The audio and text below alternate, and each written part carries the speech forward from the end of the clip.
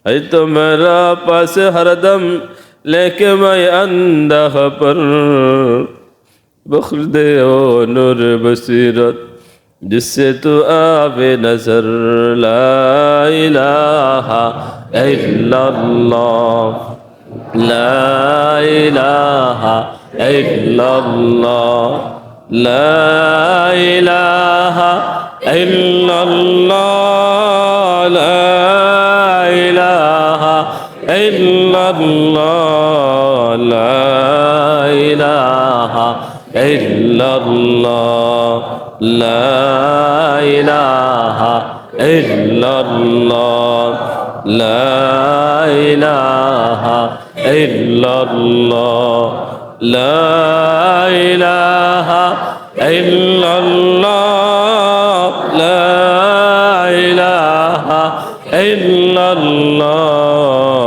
ला इलाहा इल्लल्लाह